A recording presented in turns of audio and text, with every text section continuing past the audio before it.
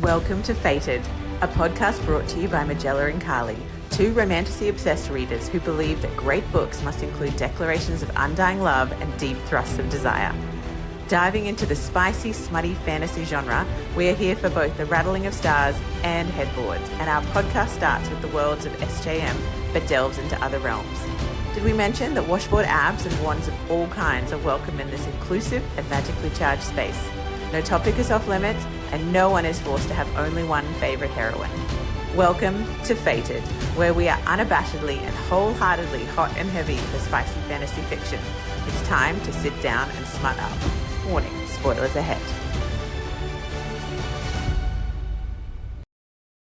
Welcome to Fated. I'm Carly. And I'm Magella, and we are diving deep into, could we say it's the most well-loved and iconic romantasy series of all time? Would that be too big a call to say that? Because just quietly on Goodreads, there are 2,751,686 ratings for this book and over 200,000 actual reviews. Wow. Which sounds stupendous. So I think that we could say that it's easily up in the top 5. People can fight us on it. We're going to start the ACOTAR series and review it. So today it's the first one, A Court of Thorns and Roses, with the beautiful bright red cover. You can expect the rest of the reviews as we work our way through them.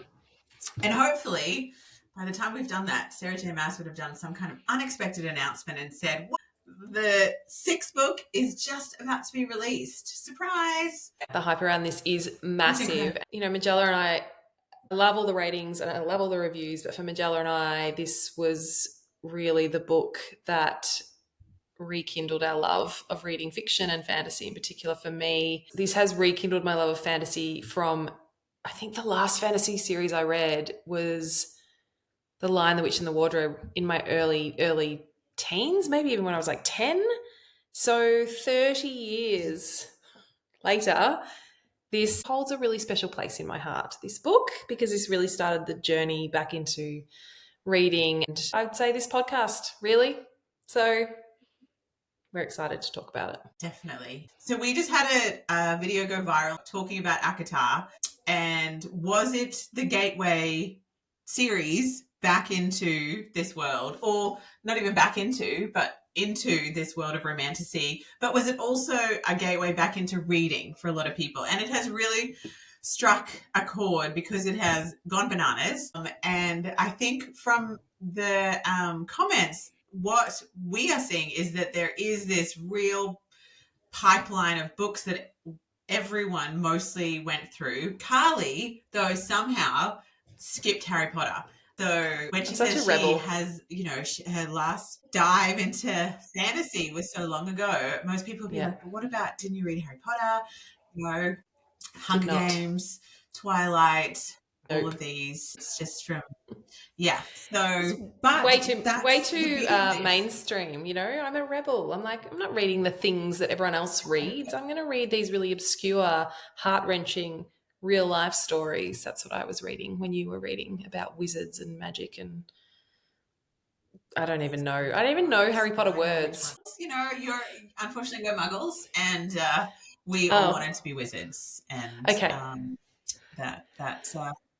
the same way as how we want to meet a bat boy. That's true. Yes. I get that. I get that. Let's just do a little spoiler-free review / summary of what this book was like to read for you and for I, because even though it seems incredibly unlikely to us that people haven't read it in the world, people haven't read it in the world. So we need to put out a review so that people who are seeking an experience that will potentially take them through the emotional gauntlet and transport them into another world and open a door into this beautiful, magical escapism, this might be the review that nudges them towards this series. because it is just so easily digestible. Just sounds so clinical. I feel like most people picked it up and then they put the fifth book down. Like they didn't start and stop and struggle and come back to it and read 2 paragraphs a night. They were like, my God, I'm on book 3 and I started it a minute ago. What is happening? So Carly, tell me what, if you were trying to explain what ACOTAR is like as a reading experience for someone that hasn't opened it yet, without spoilers, how would you describe it? I would describe it as compelling from the start. It just drew me in straight away into this magical land. The writing is stunning, beautifully descriptive, and you have a really intriguing female main character who is, from the outset, you can tell is strong and in survival mode, and also has had a lot of trauma. And it then takes you on this magical journey into literally a magical land with magical beings, and we meet fairies, and I'd never come across fairies before in any of my reading life. So that was wonderful. Then we have this love story between the unlikely characters, like this mortal and the fae, and we learn about the magic system. There's so much complexity in world building, but as you said, it's still very easy to read. I didn't find this as complex, and maybe that's because I've since read some really complex world building kind of narratives and series since then. But it's simple to read. It's fun. It's also really freaking gruesome at times and very violent, and yet you kind of want to keep turning the page, and you might question your morals a little. You want the spicy scene. There's slow burn. There's evil. There's good beating evil. I mean, it's got everything. It's like a mixed bag. Hence why we read it, ended it, and picked up book 2, and off we went. And I've never been happier. Yeah. What about you? What a great summation. I feel I could just say ditto. I feel similar. In all honesty, though, and we spoke about this in the book club, I wasn't 100% hooked in the first couple of chapters. I was enjoying it, but I feel like I was a little bit like, this is maybe going a little bit slow for me. But there was this point that was quite early on, because there's this kind of stereotype about romantasy books that you have to get through the first 100 pages and then it all starts to make sense. So for the first section of it, you're kind of going, where am I? Who am I meant to kind of going for? And where are we? And what was that place that we just came from? And then suddenly it sort of all just magically clicks and you're in and you're deeply attached to the characters. And suddenly you're like, there is no other world. What other world have I even read? All other worlds are not as good as this world. It's like this, like it is literally like the order of it. You just step through the coats and suddenly you're just like, this is the world I want to be in. I'm here now. And I feel like that happened earlier than most books, but still there was a couple of chapters where I think that it felt like for me that the author was warming up a little, and then but once that tipping point happened, it took me everywhere I wanted to go that I didn't realize I had been missing from my other reading experiences. I felt, that I really liked the people that I was meant to really like, and I really hated the people that I was really meant to hate, but not so much that it was that frustrating, uncomfortable where you're just like, oh God, this person is so annoying, or I love this person so much that if they don't get together really soon, like I'm going to have to just skip 4 chapters because come on, it was like beautifully paced. And as you said, it was stunning. The way she uses language, it's just it's visceral, and it paints the picture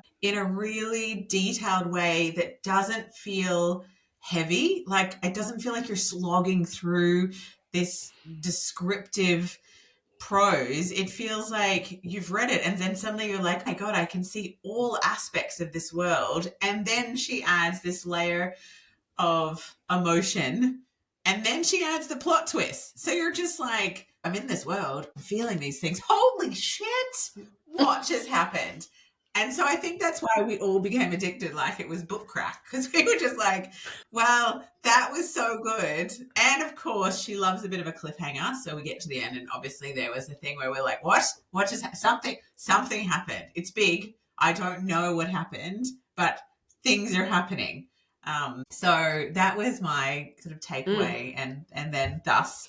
And I feel like, you know how fast I tend to read. So I think that I read the next 4 books in, 2 days. I basically didn't sleep. I was just like, oh, I'm in. This is my person now. I was really attached to Kara. She's mine now. We're together. Yes, I am basically her in the human world, even though I'm not at all like her in the human world.